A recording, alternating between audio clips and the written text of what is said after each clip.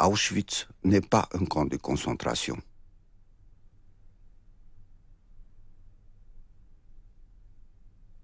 Auschwitz est un complexe concentrationnaire composé de nombreux sites étendus sur des milliers d'hectares. À 3 kilomètres du camp principal, Auschwitz I, camp de concentration, se trouve. Auschwitz II Birkenau, camp de concentration, mais aussi et surtout d'extermination.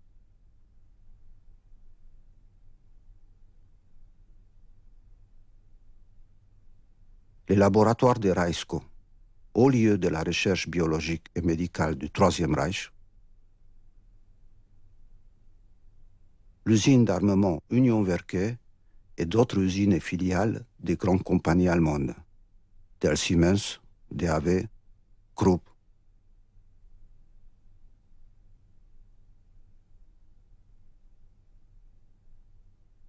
Et à 7 kilomètres, le camp de Auschwitz III, Monowitz, qui fournissait la main-d'œuvre à l'usine Buna, propriété du plus grand groupe pétrochimique allemand, la IG Farben. À cet ensemble, il faut ajouter une quarantaine de camps auxiliaires, des fermes agricoles et des commandos divers, n'entrant pas dans le périmètre de cette photo satellite. Le projet nazi mis en œuvre à Auschwitz repose donc sur la convergence des 4 activités: concentration, extermination, industrie et science.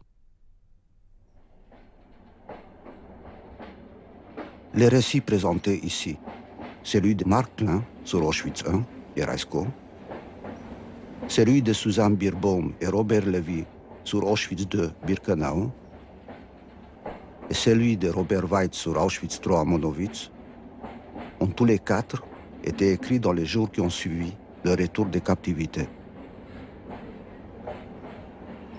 Cette immédiateté entre les événements vécus et leur rédaction donne à ce témoignage toute leur singularité et nous permet d'approcher au plus près la réalité d'Auschwitz et de ceux qui n'y ont pas survécu.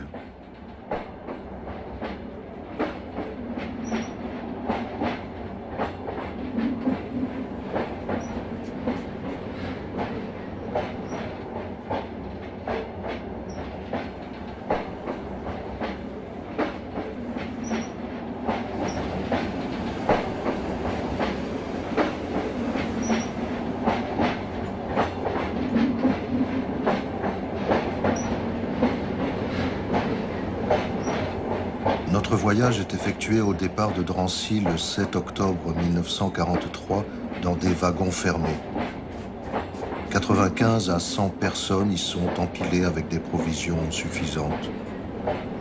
Dans 2 wagons infirmerie où sont placés à terre quelques paillasses, on conduit des vieillards, des convalescents de typhoïde ou de pneumonie, des femmes enceintes, des femmes avec des nourrissons, et 9 folles sorties par les Allemands d'un asile d'aliénés et qui hurlent sans arrêt.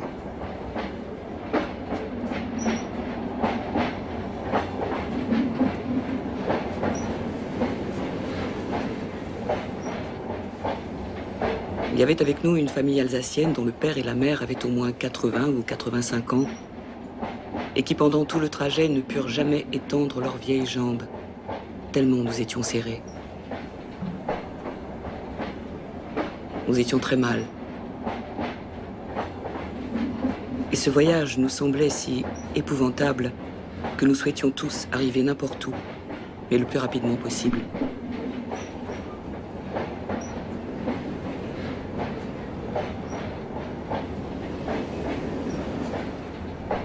J'avais été chargé du contrôle d'un des 3 wagons infirmerie, qui ne se distinguait des autres wagons que par la présence de quelques matelas, par des réservoirs d'eau qu'on nous permettait de remplir à certaines stations, et par une réserve de médicaments.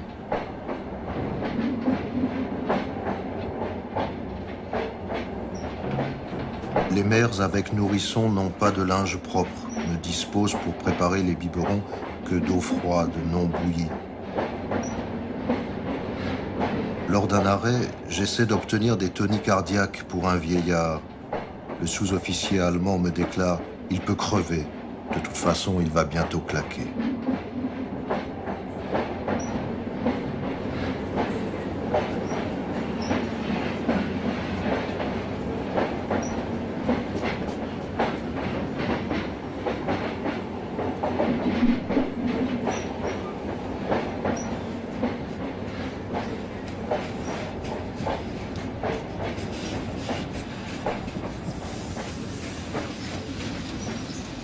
Après 60 heures de voyage, notre convoi, qui avait quitté Drancy le 2 septembre 1943, s'arrête.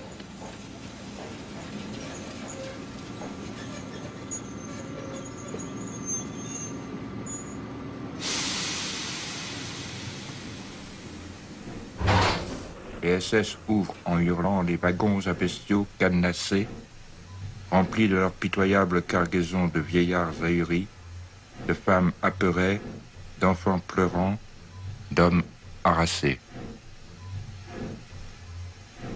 Nous descendons des wagons, poussés par les Allemands, sur un quai boueux où nos pieds s'enfoncent de 20 cm dans une terre gluante. Les hommes là-bas, les femmes ici, mettez-vous en rang par 5, que chacun jette ses bagages sans exception, en un tas, sur le quai. Nous nous exécutons.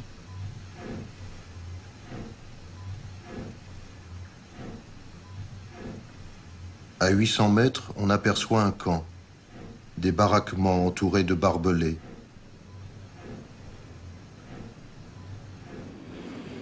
Nous voyons arriver au pas de gymnastique une cinquantaine d'êtres bizarrement accoutrés d'un ensemble rayé bleu et blanc.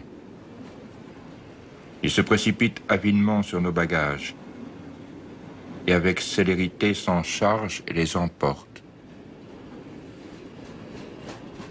Ils vident les wagons, s'efforcent de trouver de la nourriture et de la subtiliser, risquant les coups des SS s'ils sont pris sur le fait.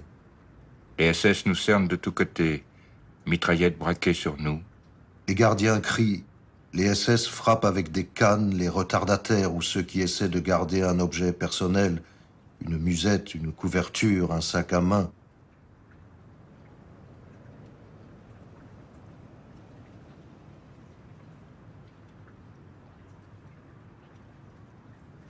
Peu à peu, les déportés avancent vers l'extrémité du quai. 2 SS sont au milieu de celui-ci. L'un est un officier médecin. Avec le pouce ou avec une badine, l'officier dirige les détenus, soit à droite, soit à gauche. Ainsi se constituent 2 files qui vont s'amasser aux 2 extrémités du quai.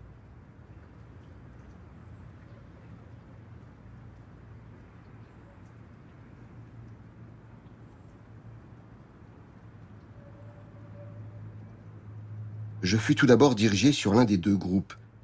Puis sur une remarque faite par un sous-officier SS, je fus grossièrement renvoyé à l'autre. Je ne devais comprendre que beaucoup plus tard que je venais ainsi d'échapper à la mort. Le triage sur le quai de débarquement de Birkenau se faisait sans aucun examen, sans aucun interrogatoire, à la hâte et au hasard, selon le bon vouloir du médecin SS en charge de cette besogne. Les femmes, les enfants, les plus de 50 ans, les malades sont placés à droite. Des femmes qui ne veulent pas être séparées de leur mari sanglotent. Les mamans accompagnées de petits-enfants sont heureuses, car on ne les sépare pas. On ne leur prend que les plus grands au-dessus de 16 ans, aptes à fournir un travail. Les malades, les infirmes s'inquiètent. Jamais ils ne pourront marcher. On les rassure. Les camions viendront les chercher.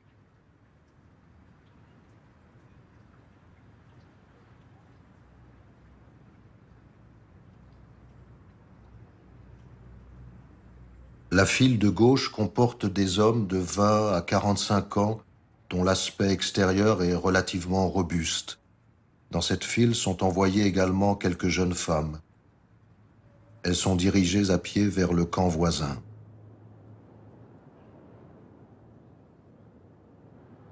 La file commence à s'ébranler. Nous avançons, lentement, 5 par 5, en pataugeant dans la boue.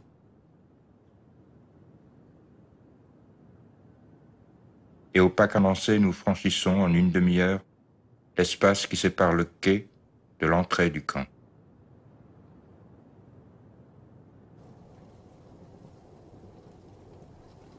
Ça paraît immense, effrayant, glacial.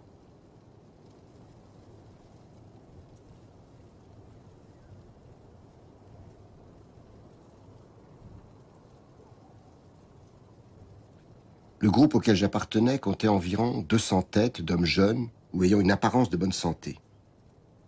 Nous fûmes dirigés à pied sur Auschwitz I, qui se trouvait à 4 km de notre point d'arrivée.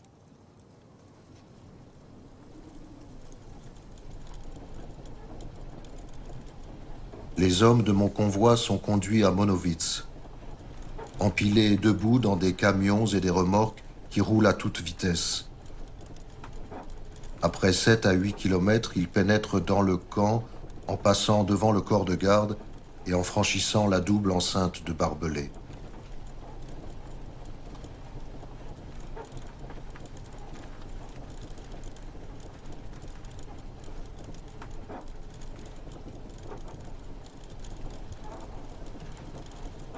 De toute l'Europe occupée, de Norvège, de Hollande, de Belgique, de France, d'Italie, de Yougoslavie, de Grèce, de Tchécoslovaquie, de Roumanie, de Hongrie, de Pologne, de Russie, les convois arrivaient.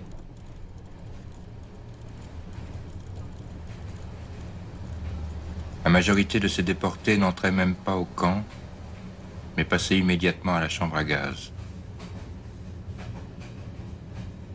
Pour décongestionner le camp, on envoyait des transports dans d'autres camps. À Oranienburg, à Flossenburg, Mauthausen, à Ravensbrück, à Bergen-Belsen, et des victimes spécialement choisies à Natzwiller. À ce moment-là, nous pensions que Natzwiller était un camp de travail. Nous avons appris depuis que ces malheureux envoyés de Birkenau à Natzwiller servaient de cobayes et devaient fournir des pièces anatomiques pour l'Institut d'anatomie de Strasbourg.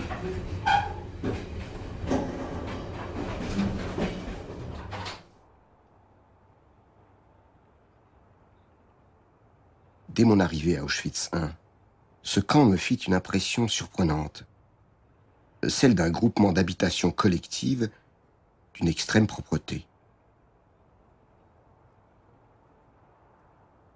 Le Stammlager était composé de 28 blocs couverts de tuiles, disposés en 3 rangées, entre lesquelles étaient tracées des rues bordées et empierrées.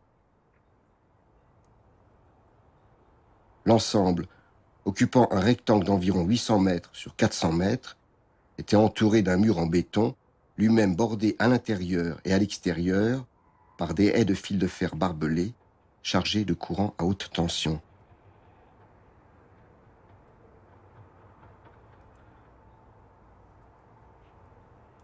De place en place, dans cette enceinte, se trouvaient encastrés d'imposants miradors,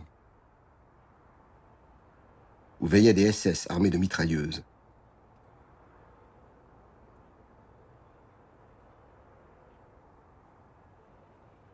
Chaque bloc comportait un sous-sol surélevé, un rez-de-chaussée, un étage et des combles.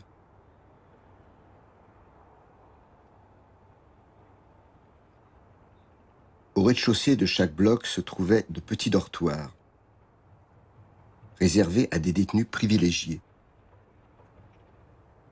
Des WC, des lavoirs spacieux bien agencés et comportant de nombreux robinets,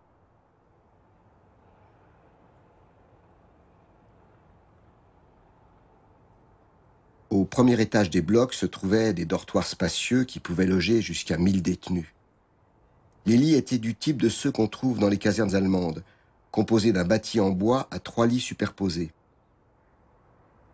Chacun de ces lits avait une paillasse, 2 couvertures, et dans certains commandos privilégiés, 1 et même 2 draps de lit. Dans les périodes moyennes, chaque détenu avait donc un lit individuel, ce qui, dans un camp de concentration, est une faveur insigne. La propreté de ce lit et sa confection lors du lever constituaient un gros tracas de notre vie de détenu. Un lit mal fait, repéré lors de l'inspection journalière des dortoirs par le Blockführer SS ou par le détenu responsable du bloc, pouvait entraîner les pires sévices corporels ou le déclassement vers un mauvais commando, avec son issue souvent fatale.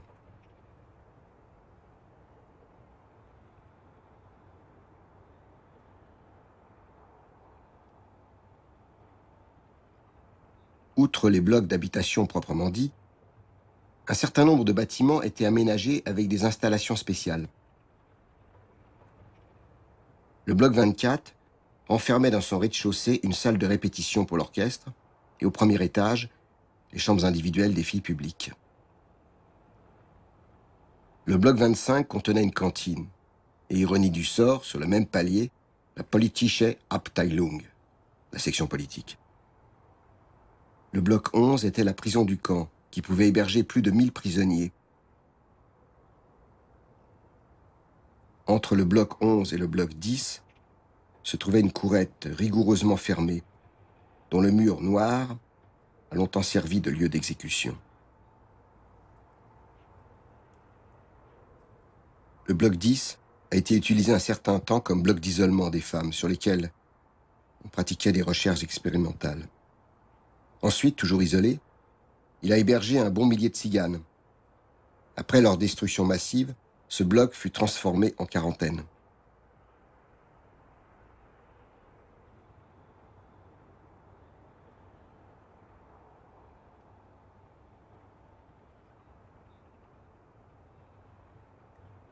Enfin, il faut citer tout spécialement les vastes constructions qui contenaient jusque sous les combles d'innombrables objets prélevés à l'arrivée sur les déportés qui par millions avaient abouti à Auschwitz depuis 1941.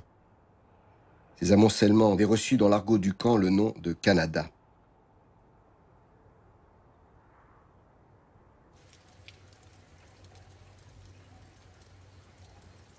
Le camp de Birkenau avait été construit en 1942 par des prisonniers de guerre russes dont le nombre initial de 12 500 était rapidement tombé à 150. Il est situé à 2 kilomètres du camp central d'Auschwitz, lui-même proche de la ville d'Auschwitz, Auschwitzim en polonais. Complètement entouré de cours d'eau, le camp se trouvait dans un terrain marécageux, si bien que le paludisme y régnait continuellement. Birkenau constituait le camp central d'une trentaine d'autres camps de la Silésie et de la Pologne et fournissait de la main-d'œuvre à ces camps pour alimenter en hommes les mines de charbon, Janina, Jaworzno, Jaworskowice, etc. et les usines de guerre, Gleiwitz, DAV, Siemens, Buna, etc. En échange, Birkenau recevait les inaptes au travail de tous ces camps et se chargeait de les faire disparaître à tout jamais. Birkenau s'appelait Auschwitz II, ou encore Arbeitslager Birkenau bei Neuberaun.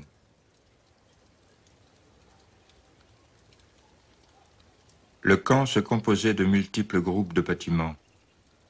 Le camp des femmes, le camp de la quarantaine, le camp des Tchèques, le camp des hommes, le camp des Tziganes, l'infirmerie centrale, le Canada, le central sauna pour la désinfection, les chambres à gaz et fours crématoires.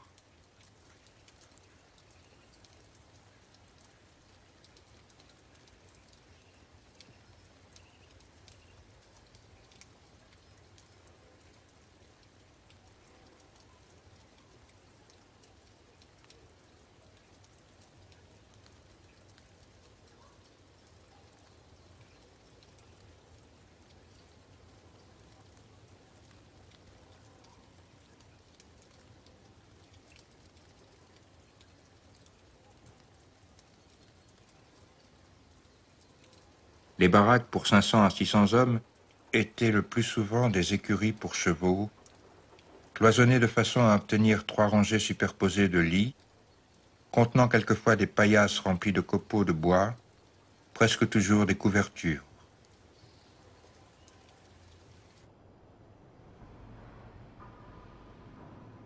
Le camp de Monowitz, ou Auschwitz III, est créé en 1942.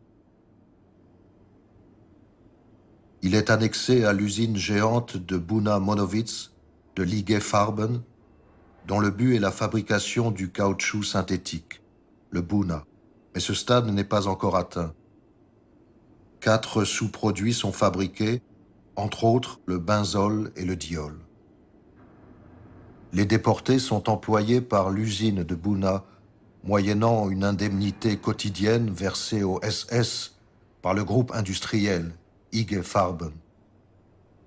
C'est un camp dit de travail.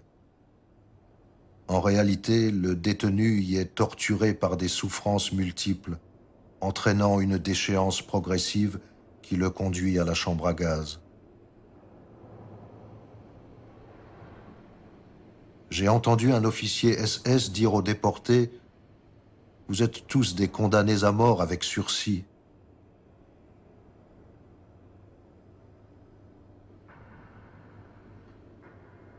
Le camp de Monowitz est rectangulaire, entouré d'une double ceinture de barbelés. Les sentinelles se trouvent dans des miradors érigés en dehors de la clôture. Au milieu du camp, une énorme esplanade constitue la place d'appel, éclairée lors des appels du soir par un projecteur installé au sommet d'un mât. Le camp SS, avec ses bâtiments administratifs, ses casernes, ses garages, son infirmerie, est situé en dehors du camp des détenus. Dans le camp, les blocs, pour la plupart des baraques en bois, sont entourés de pelouse avec quelques parterres de fleurs au printemps et en été. Le contraste entre l'élégance du décor et les atrocités qu'on y commet plaît au SS.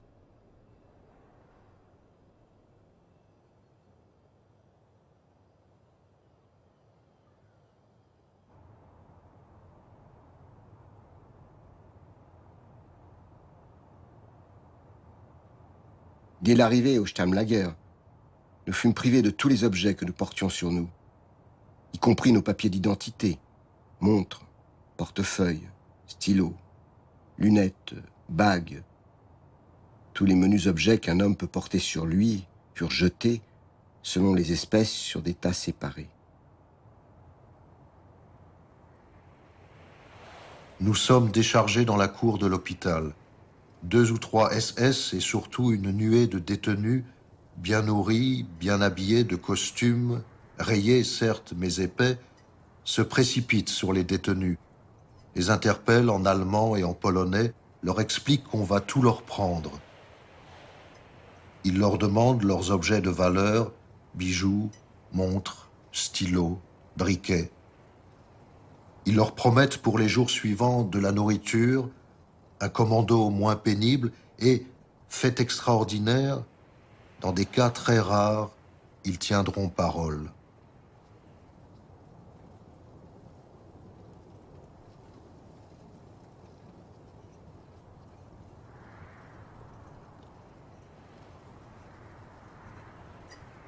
À côté de ces détenus prominents, de petits chacals, Stubendienst, travailleurs du camp et d'autres, tournent prudemment autour des arrivants, reçoivent des coups de canne des SS et aussi des prominences. Ils se contentent d'une chemise, de chandail, de cigarettes, de nourriture. Certains médecins ou infirmiers prennent part à la curée. Les gros font valoir les services qu'ils peuvent rendre. Les petits quémandent pour les détenus malades de l'infirmerie qui ne recevront jamais rien.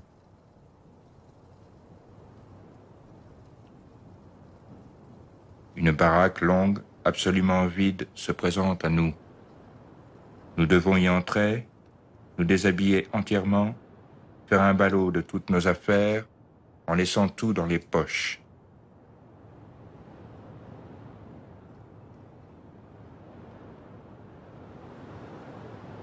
On examine la bouche et les plis fessiers sous prétexte de déceler une maladie vénérienne ou des poux. En réalité, pour rechercher les objets de valeur qui pourraient y être cachés.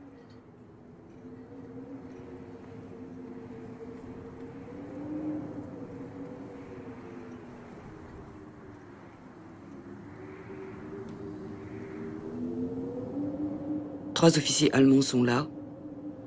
Ils nous donnent l'ordre de nous déshabiller. Mais nous hésitons. Le froid, la peur, la pudeur. 4 filles, ceinture en main, nous bousculent, rient, crient et arrachent nos vêtements quand elles estiment que nous nous déshabillons trop lentement. Si l'une de nous rouspète, elle reçoit un coup de ceinture. Nous essayons tout de même de plier la robe ou le manteau, mais elle les envoie plus loin, en tas, à coups de pied. Les Allemands nous regardent. Des petites de 17 ou 18 ans sont gênées d'être nues ainsi devant des hommes et ne savent où se mettre.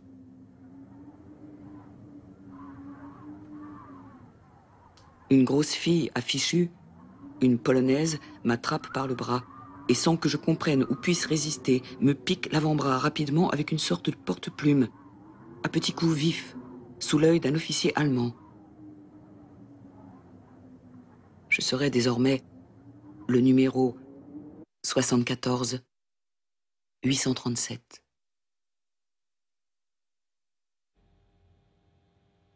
Puis nous passons devant des tables où des secrétaires, Schreiber, notent notre état civil. Aucune nationalité n'est inscrite pour les Juifs, car, par définition, ils sont apatrides.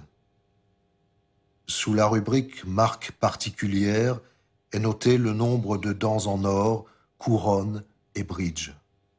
Toute fausse indication, nous dit-on, constitue un faux intellectuel et sera puni comme tel.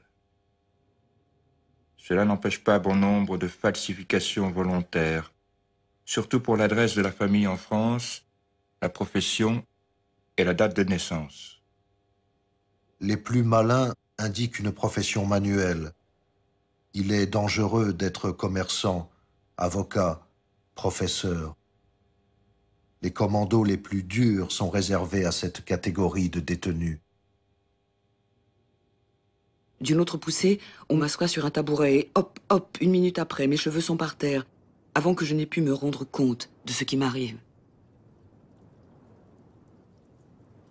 La porte s'ouvre et une seconde fille de notre groupe entre, poussée comme je le fus.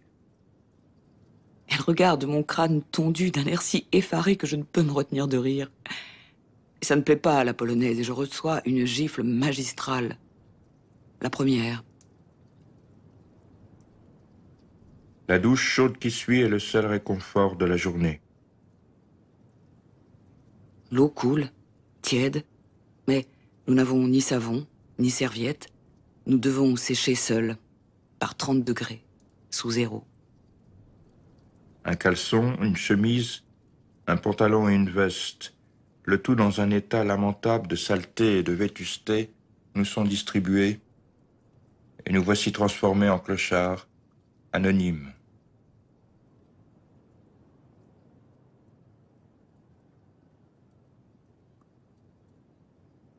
Il faut s'habiller de ces hardes en 3 minutes et vite, se remettre en rang, par 5. J'avais reçu une chemise en tissu indémaillable, sale et en loques, une robe qui avait dû être noire autrefois, mais qui, portée par 20 prisonnières avant moi, était devenue verte et jaunâtre. Les chaussures étaient invraisemblables. L'une était une chaussure de femme, époque 1900, à tige, talon Louis XV, éculé et sans lacets, pointure 36. La seconde, une chaussure d'homme, basse, aussi éculée que la première, et chaussant du 45. Pour comble de fantaisie, elles étaient toutes les deux du pied droit.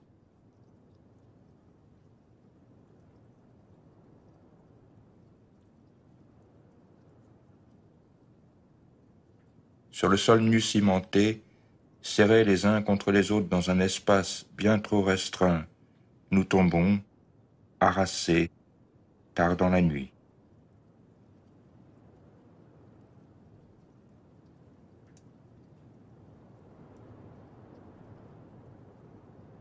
dressage commence le lendemain matin.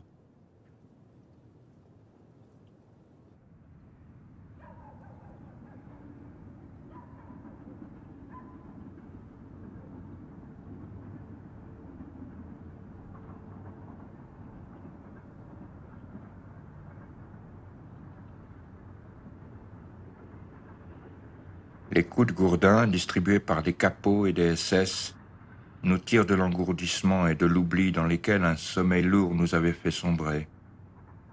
Aufstehen. Il est 4h30, tout le monde est vite debout au commandement rageur des SS. Dans l'obscurité et le froid de cette aube, nous sortons de la baraque et, immobiles dans nos rangs, nous distinguons à perte de vue les profils des baraques, des miradors, des fils de fer barbelés. Pieds nus, nous faisons notre entrée au camp D pour être entassés dans le bloc où 300 Français sont réunis à 300 Hollandais arrivés 2 jours plus tôt. La matinée est occupée par des appels et contre-appels. On nous inculque les notions de hiérarchie du camp et les marques de respect dues aux supérieurs et aux SS. Il faut apprendre à se ranger par 5 devant la tente, à saluer en 4 temps, Mützen auf, enlever sa calotte, puis en 4 temps, Mützen ab, la remettre sur la tête. Ces exercices durent parfois de nombreuses heures. Le tout est entrecoupé de gifles et de coups.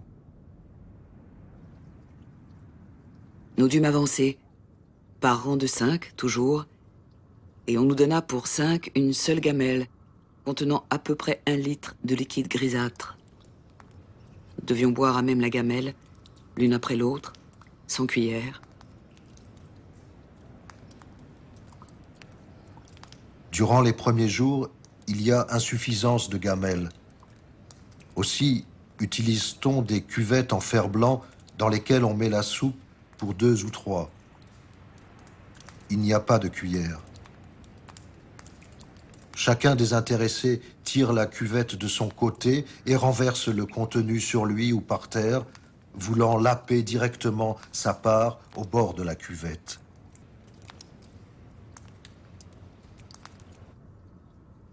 Plus tard, je fus désigné avec 4 autres camarades pour reporter les tonnelets aux cuisines, situées à 50 mètres de là. Il y avait devant les cuisines une bande de Russes et de Polonaises qui se battaient pour ramasser dans la boue quelques épluchures de pommes de terre tombées là.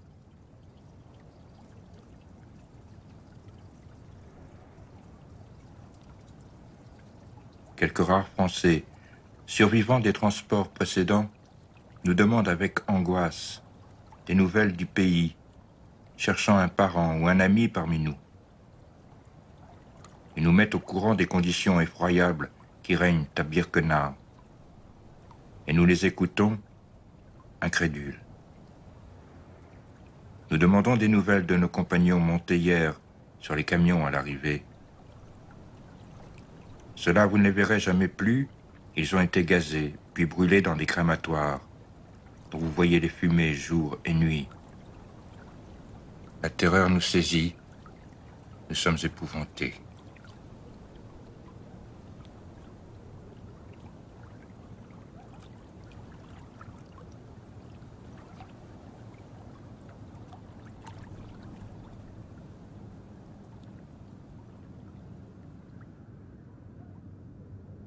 J'étais depuis 4 jours au camp, lorsque j'ai eu mes règles. Ce n'était pas drôle, sans rien pour arranger ça.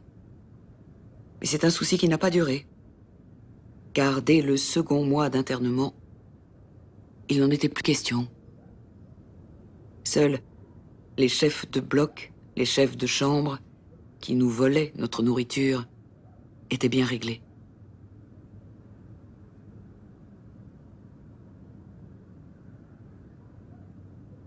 Après ces diverses séances administratives et sanitaires, le 3e jour, le plus souvent, le détenu est envoyé au travail.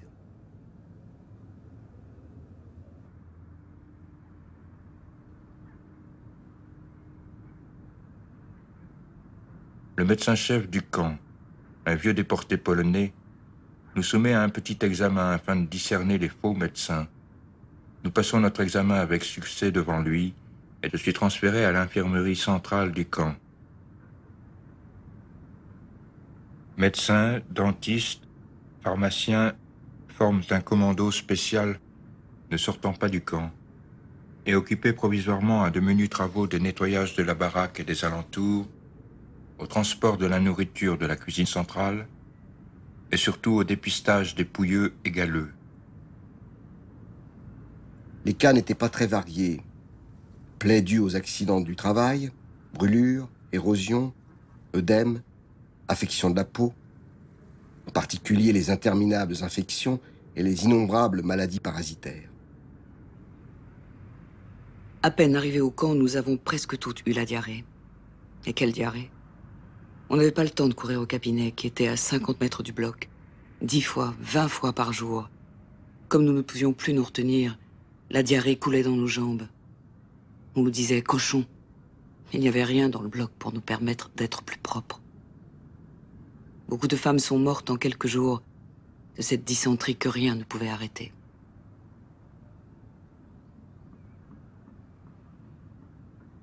De plus, on triait aussi les malades qui désiraient se faire admettre à l'hôpital. C'était le moment où l'on pouvait échanger quelques paroles avec les camarades du camp, bien que ce fût strictement interdit. Les conjurer de ne pas entrer à l'hôpital lorsqu'une sélection était imminente, ou encore les décider à se faire hospitaliser quand le danger était passé.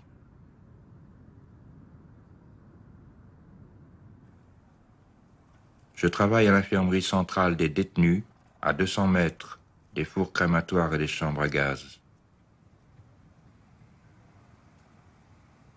Tous les jours, nous voyons entrer une foule de gens dans le sinistre bâtiment de briques et nous ne les voyons pas ressortir. Des volutes, âcres et épaisses, sortent continuellement des hautes cheminées.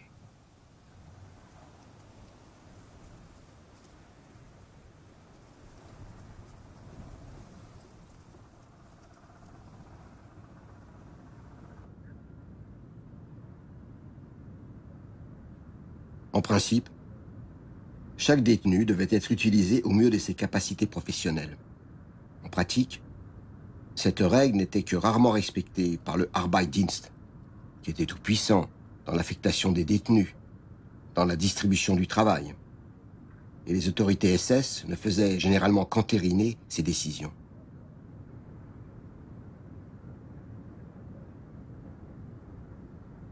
Ma spécialité devait me mener au laboratoire de Rajsko les dernières semaines de mon séjour à Auschwitz I. J'étais à 1000 lieues de supposer qu'il exista à Auschwitz I des laboratoires hautement spécialisés.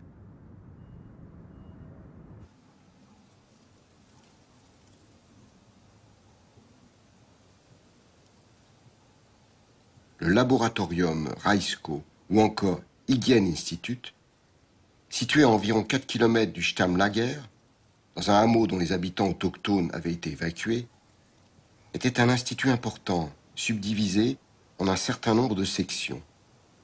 Bactériologie, chimie, sérologie, préparation de milieux et stérilisation, histologie et parasitologie, biologie expérimentale, élevage d'animaux de laboratoire, bibliothèque, météorologie.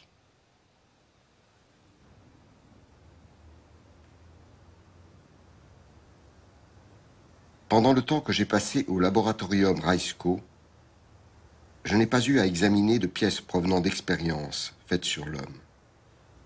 Les pièces de la salle 13 du bloc 28 étaient adressées à un autre laboratoire, en dehors du camp.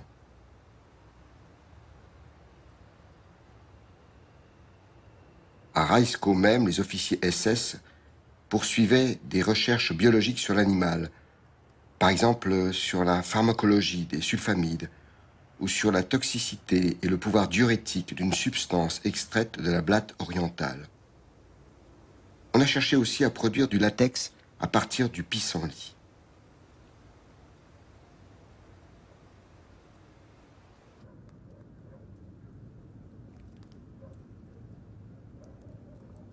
Les emplois les plus enviables étaient donc ceux de scribes ou d'infirmiers, existant dans tous les groupements de travail, et aussi les travaux variés dans les bons commandos. Parmi ces derniers se trouvaient tous les emplois d'ouvriers spécialisés dans les usines, tels les Deutsche Ausrüstungswerke et la Union, usine d'armement.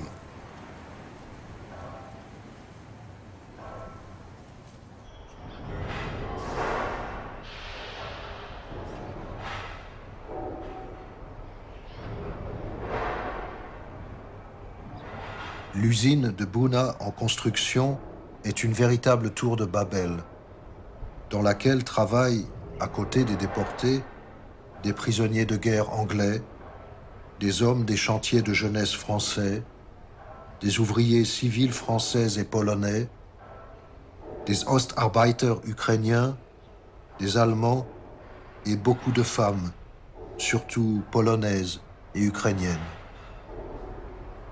Déportés et ouvriers sont commandés par des Meister allemands ou polonais.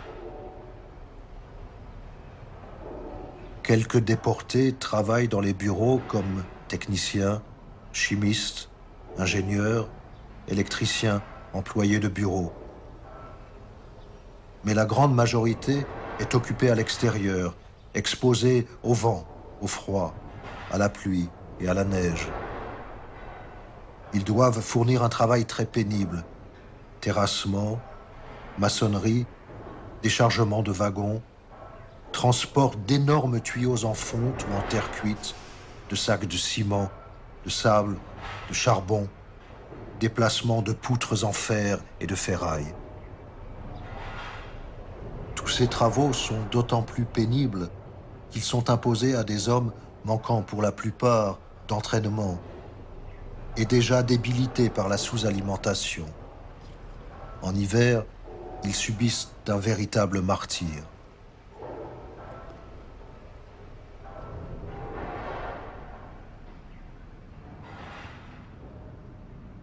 Il existait donc des différences dans la nature et la dureté du travail, selon les différents commandos, et à l'intérieur du même commando, selon les postes. Il y avait les bons commandos, où le travail était léger et spécialisé, et où les chances de survie étaient grandes. Il y avait les mauvais commandos, Scheiß-commandos, où le travail dur et continu épuisait rapidement les détenus, mal entraînés et peu nourris.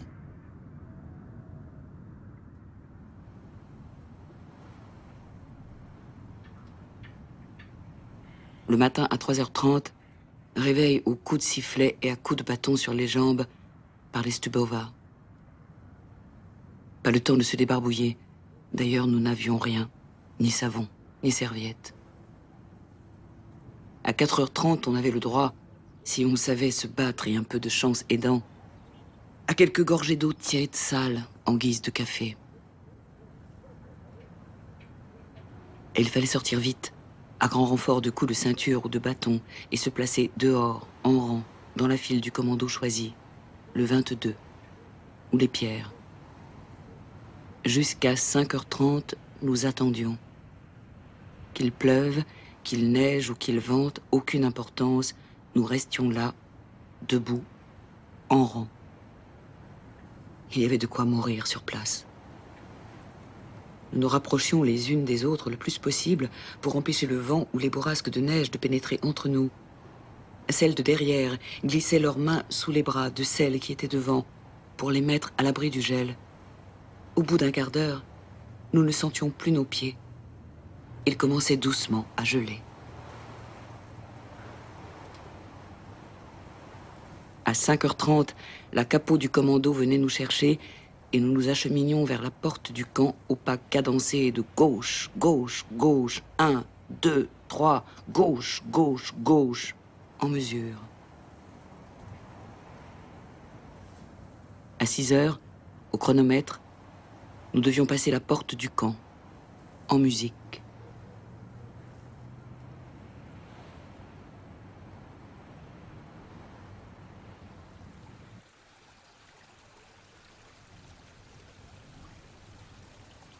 Après une heure pénible, après avoir escaladé fossés et talus, Nous en avions déjà plein le dos et nous aurions voulu nous asseoir là et ne plus bouger. Mais pas du tout. Nous arrivions seulement sur les lieux du travail, en plein marais. Et nous ne devions pas espérer une minute de repos jusqu'à l'appel du soir, vers 7 heures.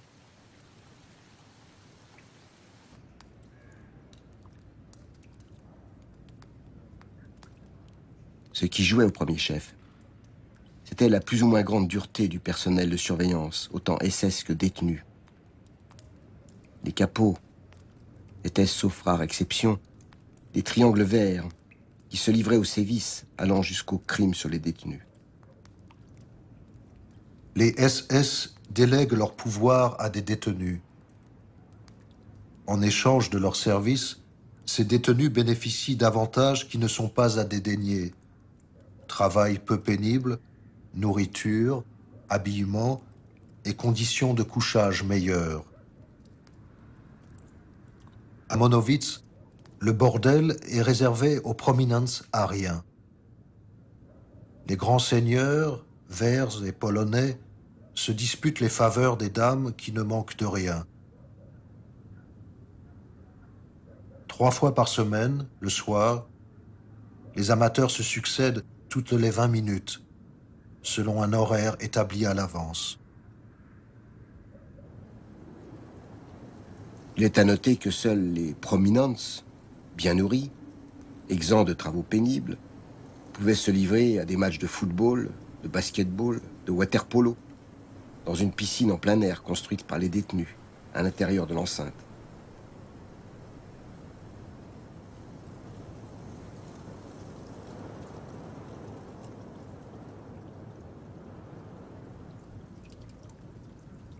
Pour le commando 22, les Marais, la capot était Liesel, une prostituée allemande.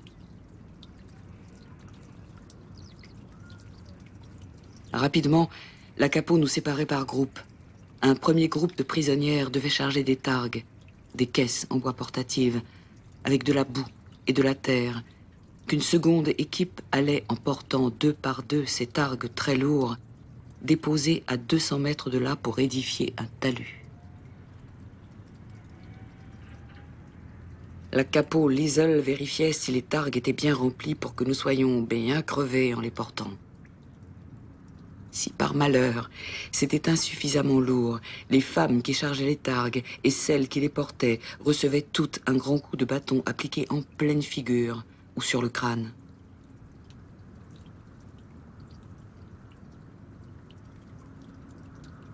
À 200 mètres de là, une surveillante allemande, prisonnière, prostituée également, attendait, bâton levé, menaçante, les targues remplies à décharger. Elle trouvait le moyen, pour toutes sortes de raisons, de vous appliquer à un bout comme à l'autre un coup sur la tête à chaque passage. Ça les amusait beaucoup. Petit à petit, elles avaient pris plaisir à nous frapper. Et ça leur était devenu indispensable.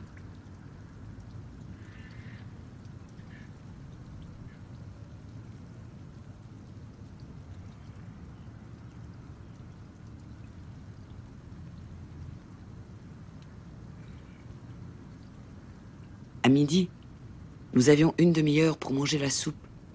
Mais il était impossible de s'asseoir. Il y avait de la boue partout. Une gamelle pour 2. 1 litre chacune, à peu près. Heureusement assez chaude et plus épaisse qu'en quarantaine. C'était le seul moment impatiemment attendu de toute la journée.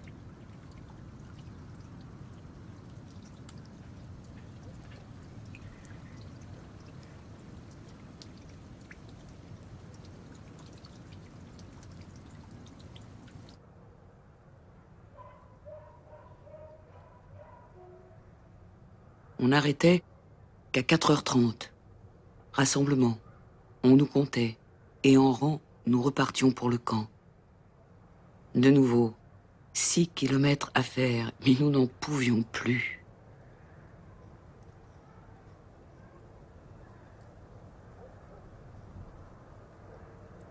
Après cette marche pour rentrer au camp, la journée n'était pas finie.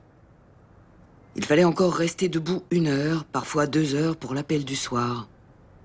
En loques, boueuse, les pieds en sang, gelés, la figure et le dos labourés de coups.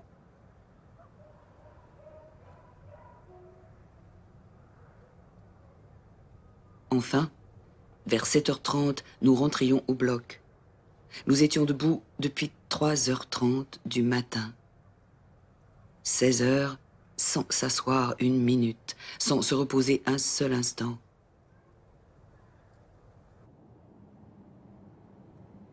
Une fois rentrés au bloc, de chaque koya, de chaque lit, s'élevaient des pleurs, des plaintes, des gémissements. Et c'était toute une histoire de retirer ses chaussures, collées aux pieds par la boue durcie, sans pousser des cris de douleur à cause des plaies qu'on rouvrait. Une camarade tirait doucement sur la chaussure pour éviter de faire trop mal. Et réciproquement, on lui retirait les siennes, après. Tant que le pied restait froid, on souffrait, mais c'était encore supportable. Dès que le pied se réchauffait un peu, c'était à devenir fou. Les galoches à semelles de bois grossières, légèrement excavées, provoquaient chez presque tous des plaies et ulcérations des pieds et des jambes. Le mauvais état général aidant, les phlegmons nécrotiques des pieds et des jambes démaciés étaient une des grandes causes de mortalité, provoquées aussi par d'innombrables cas de tuberculose fraîche ou réveillés par les privations. Pneumonie et pleurésie se multipliaient. Au printemps 44, il y avait un service spécial pour les pleurésies. Sur 1200 malades, on comptait près de 100 pleurésies. Pendant l'hiver 43-44, une grave épidémie de typhus exanthématique fit de nombreuses victimes. Le travail physique exténuant, les accidents de travail fréquents, les brutalités des surveillants, la nourriture insuffisante, le misérable état des vêtements et des chaussures, les poux, tout cela entraînait une mortalité et une morbidité effroyables. Et tout cela était calculé et voulu. Ce n'était pas mauvaise organisation, négligence. Non, tout le système que nous cherchions à comprendre était de tuer lentement ce que l'on n'avait pas exterminé dès leur arrivée.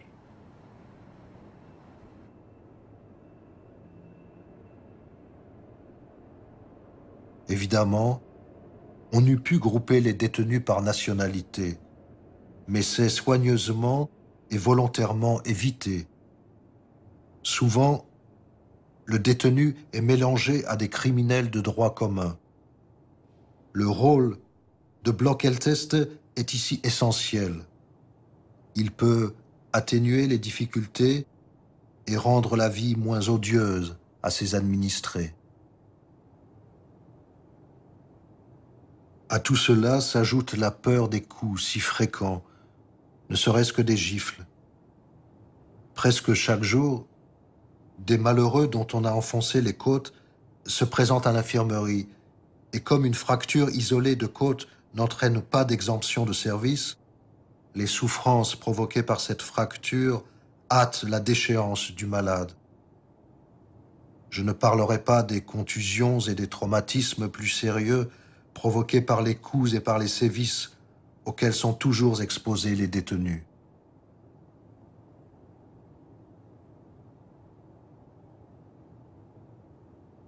Intervient aussi la peur des vols, vols de pain, d'effets, de la cuillère, du couteau, tous objets très difficiles à remplacer.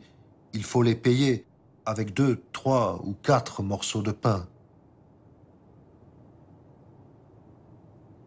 Enfin, et surtout, joue pour la plupart des déportés l'absence de nouvelles des leurs, l'incertitude du sort de la famille, parfois déportée en même temps que l'homme, l'impossibilité d'écrire et l'absence de colis.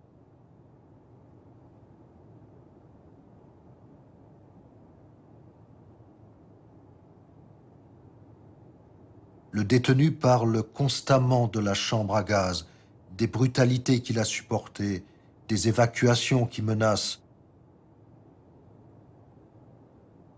Il voit arriver d'Auschwitz des camarades sur lesquels les SS ont fait de l'expérimentation, castration, avec parfois des radiodermites. De temps à autre, ont lieu des séances de pendaison pendant l'appel.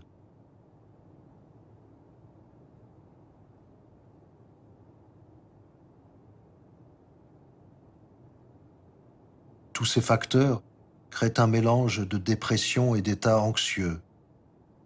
Angoisse devant le froid, devant la faim, au sujet de la famille, peur du lendemain.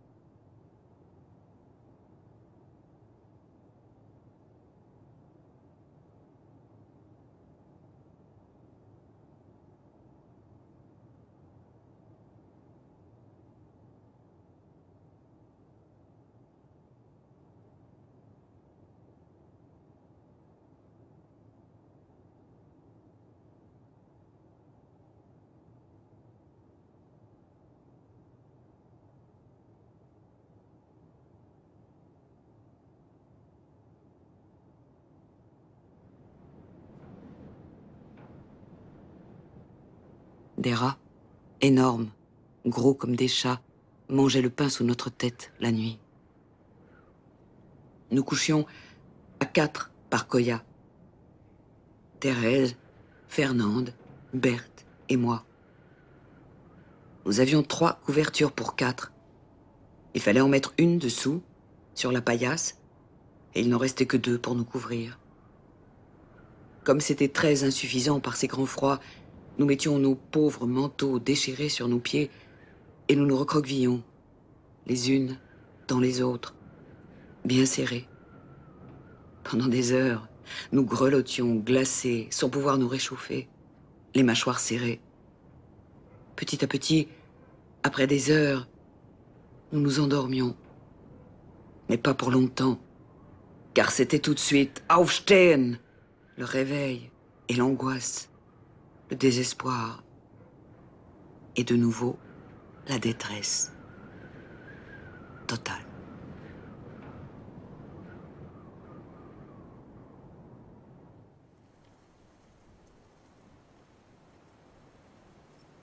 Dans de telles conditions de vie, le détenu surmené, sous-alimenté, insuffisamment protégé du froid, maigrit progressivement de 15, 20, 30 kilos. Il perd 30%, 35%, 40% de son poids. Le poids d'un homme normal tombe à 40 kilos. On peut observer des poids de 30 et de 28 kilos.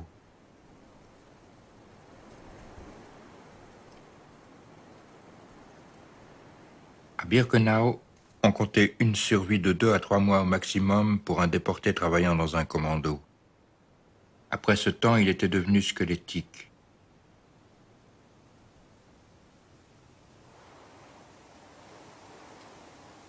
La fonte complète du tissu graisseux et partielle du tissu musculaire en avait fait un musulman, selon l'expression du camp. En tirant sa mince couverture sur sa tête fléchie en avant, il ressemblait à un musulman en prière. Il est impossible d'oublier avec quel dédain les SS et certains détenus bien nourris traitent ces malheureux du nom de musulmans. Avec quelle angoisse les cachectiques viennent à la consultation, se déshabillent, se retournent, montrant leurs fesses et interpellent le médecin. « N'est-ce pas, docteur, que je ne suis pas encore un musulman ?» Plus souvent, ils connaissent leur état et disent, résignés, « Me voici musulman. »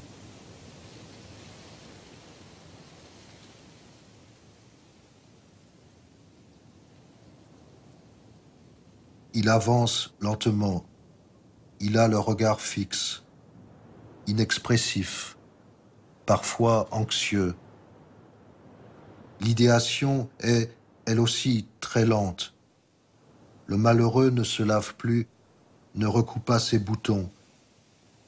Il est abruti et subit tout passivement. Il n'essaie plus de lutter. Il n'aide personne. Il ramasse la nourriture par terre, prenant avec sa cuillère de la soupe tombée dans la boue. Il se fait arracher bridge et couronnes en or en échange d'un peu de pain. Il est alors souvent dupé.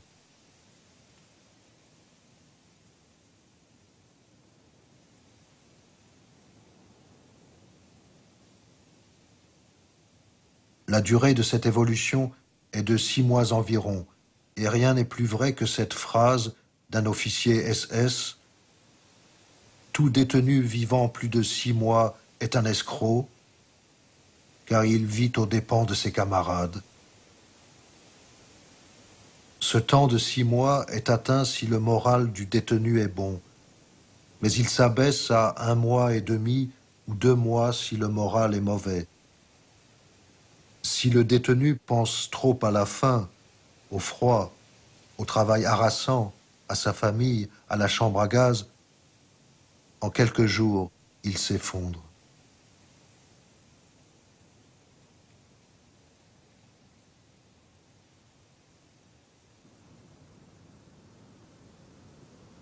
Tous les 15 jours, il fallait renouveler et remplacer les manquantes, car les 3/4 des femmes mouraient. Celles qui résistaient le plus longtemps étaient les Polonaises, habituées au climat de ce pays et aux durs travaux des champs. Les Françaises, les Hollandaises, les Grecques tombaient comme des mouches, emportées par la faiblesse, la diarrhée, le typhus. Trop maigres ou ayant les pieds gelés, elles étaient désignées pour la chambre à gaz, dans une sélection.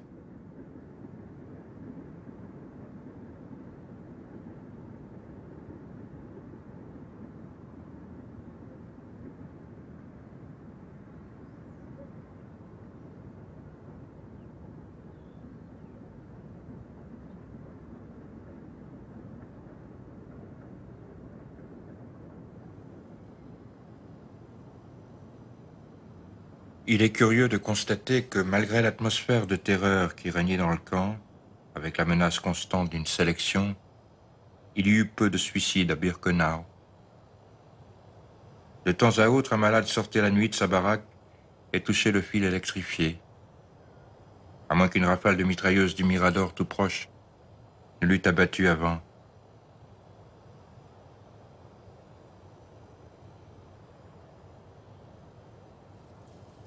D'autres malades avalaient une forte dose de stupéfiants. Malgré l'interdiction des Allemands de nous occuper d'eux, nous arrivions à en sauver.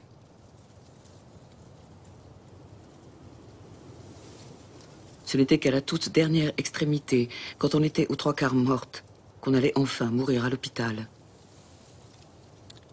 Nous n'osions d'ailleurs pas y aller, car nous savions que non seulement on pouvait y attraper la gale et le typhus qui n'étaient pas soignés, mais y subir une sélection et être gazés. Et nous avions très peur. Que faire? Quelle solution choisir? Crever dans les marais de fatigue, de travail, ou crever à l'hôpital des gaz et du typhus? Il fallait prendre une décision rapide. Peut-être pouvait-on aussi se suicider.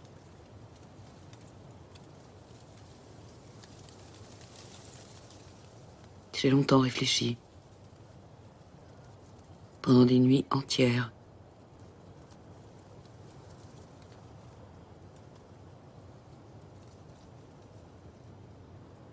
En somme, à l'hôpital, on avait peut-être une chance de s'en sortir quand même.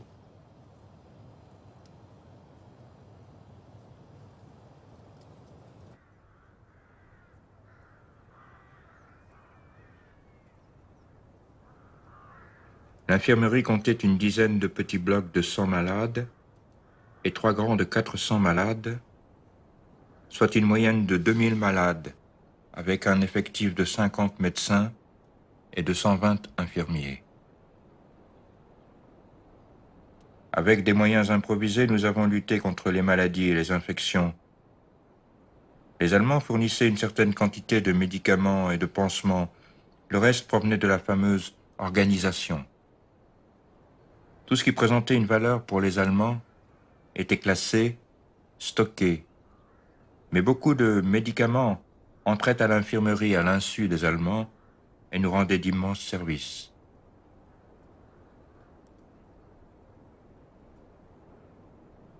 Les opérations chirurgicales se pratiquaient au milieu du bloc, devant toutes les malades.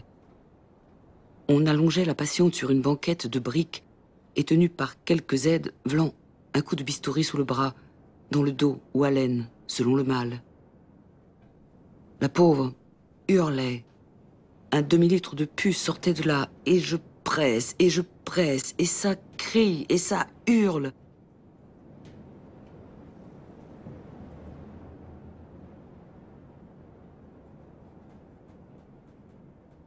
Tous les jours, on jetait les mortes devant la porte de l'hôpital, telles quelles, nues. Une couverture sur le tas, de laquelle dépassaient les pieds, les bras, les têtes.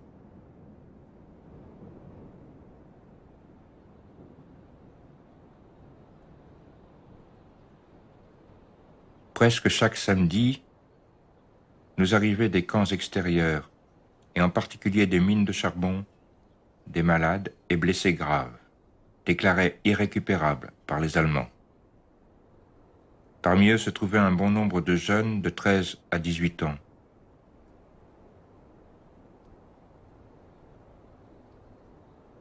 Jamais je n'oublierai la petite Française de 20 ans, dont je n'ai jamais su le nom car elle n'avait déjà plus la force de parler, qui avait eu tous les doigts de pied gelés au travail.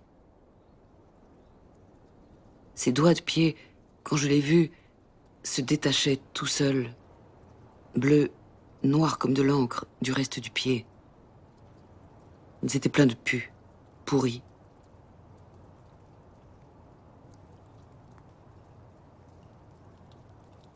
J'ai vu aussi une pauvre petite Hollandaise de 20 ans, dont le sein gelé et noir pourrissait et se détachait du torse, et qui est morte dans d'atroces souffrances.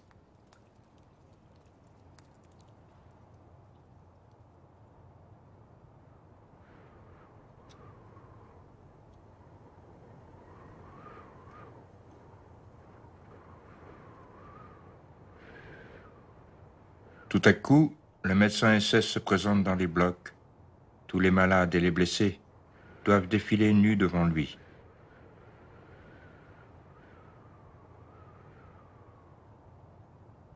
D'un geste de l'index, il les fait mettre presque tous d'un côté de la baraque. Le sergent infirmier SS inscrit leur numéro matricule. Consternés, car nous savons qu'ils sont condamnés à mort, nous mentons à ces malheureux. Nous leur disons qu'on va les transférer dans un autre camp. En 2 minutes, un murmure dans toute la salle. Un mot horrible circule tout bas, de bouche en bouche. Sélection, sélection, c'est une sélection. La Blokova de l'hôpital, les yeux pleins de larmes, la gorge serrée, fait taire tout le monde et annonce: toutes les malades qui peuvent marcher doivent se lever et se mettre en rang, nus, que les autres restent couchés. On se regarde, affolé. On ne peut rien faire, les portes sont gardées.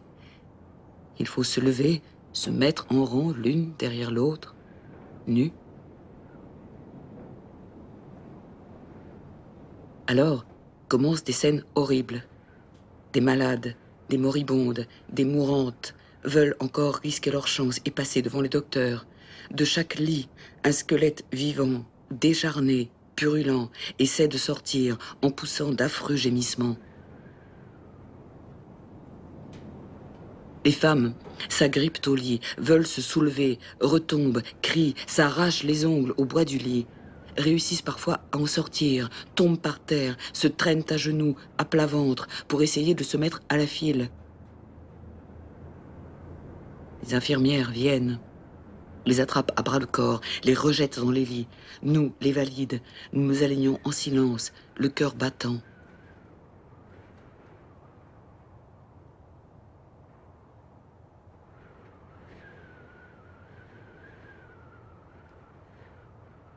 le bras plié pour montrer nettement le numéro tatoué, la tête droite. Je regarde le médecin allemand dans les yeux. Il me regarde, du haut en bas, du bas en haut, me fait tourner, prend ma fiche, y jette un coup d'œil et dit « Nummer ». Une Allemande note le numéro inscrit sur mon bras et on me fait passer à droite, dans l'antichambre de l'hôpital.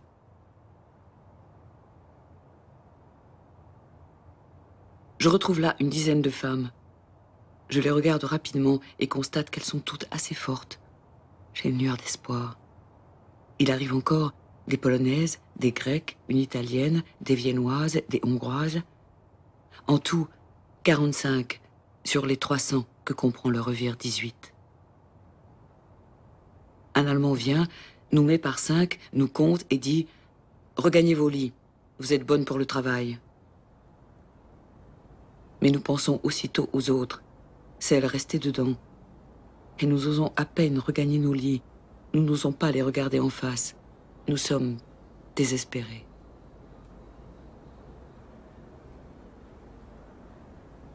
La plupart ne se font aucune illusion sur le sort qui les attend.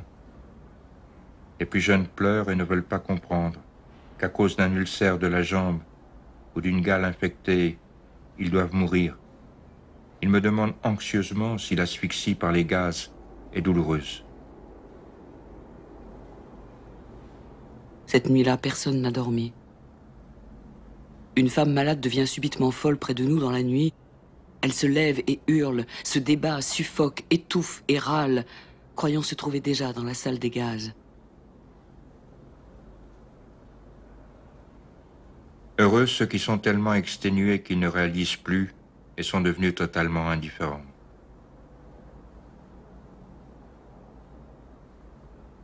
Quelques-uns meurent encore pendant la journée dans leur lit.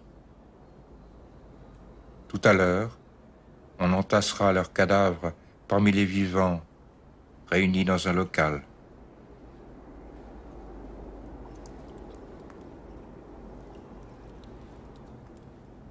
Il est 11h30. On distribue la soupe et brusquement, la porte s'ouvre une fois de plus. Les Allemands, fusil en main, encadrent la porte. Toute la salle reste figée et doucement, toutes les gamelles de soupe se reposent. On attend, anxieuse. Le bloc entier regarde, écoute, les yeux dilatés par la peur.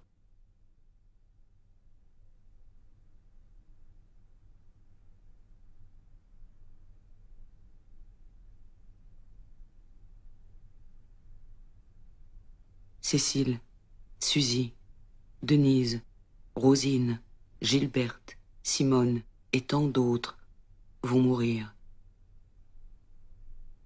Environ 1000, ce jour-là, ont été gazés.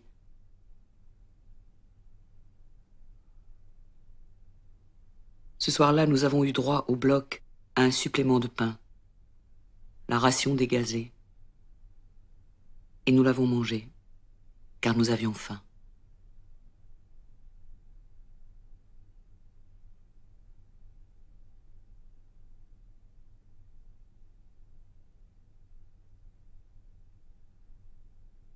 Suzanne Birbaum est évacuée à Bergen-Belsen le 1er novembre 1944.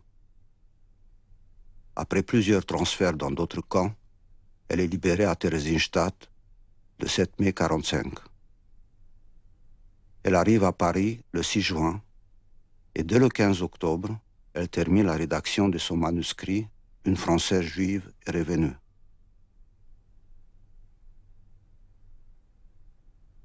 Marc Klein est resté détenu à Auschwitz jusqu'à l'évacuation générale du camp le 18 janvier 1945. Il survit à la marche de la mort et arrive à Gross-Rosen.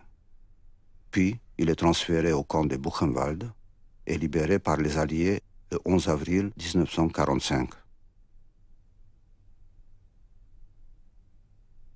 Robert Lévy, également évacué le 18 janvier 1945, est transféré à Mauthausen. Il est libéré le 5 mai 1945 par les troupes américaines.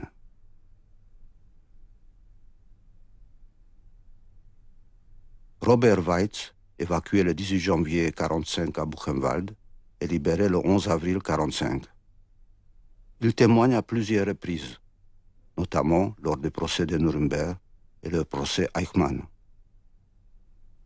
Les récits de Marc Klein, Robert Lévy et Robert Weitz sont publiés en 1946 dans un recueil intitulé « Témoignages strasbourgeois ».